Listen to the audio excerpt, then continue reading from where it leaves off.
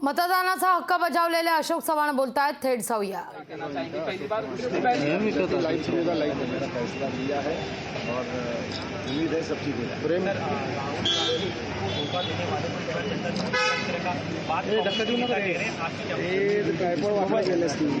लोग होशियार हैं, लोग समझते हैं, फैसला अपने सोच समझ के करेंगे।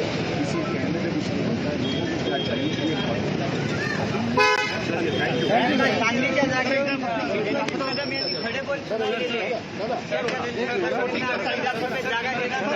अशोक चव्हाण यांनी आपल्या मतदानाचा हक्क या ठिकाणी बजावलेला आहे।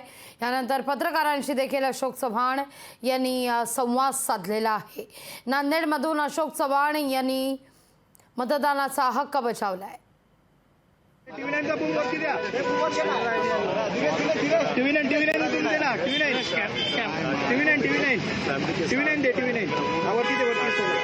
थँक्यू बेटा,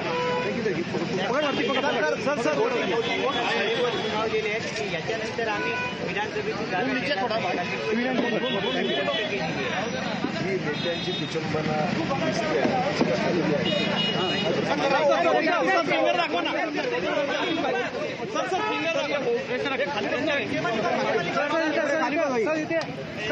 सांगलीतल्या मुद्द्याविषयी विचारलं असता या ठिकाणी नेत्यांची कुचंबना दिसते असं वक्तव्य अशोक चव्हाण यांनी केलेलं आहे। मतदानाचा हक्क या ठिकाणी अशोक चव्हाण यांनी सपत्नीक बजावलेला आहे। नांदेडमधल्या मतदारसंघात दाखल होत मतदान केंद्रावर दाखल होत अशोक चव्हाण यांनी आपला मतदानाचा हक्क बजावलेला आहे। आज वर्धा, परभणी, हिंगोली या ठिकाणी मतदान होत आहे। मराठवाडा आणि विदर्भात दुसऱ्या टप्प्यात मतदान केलं जात आहे।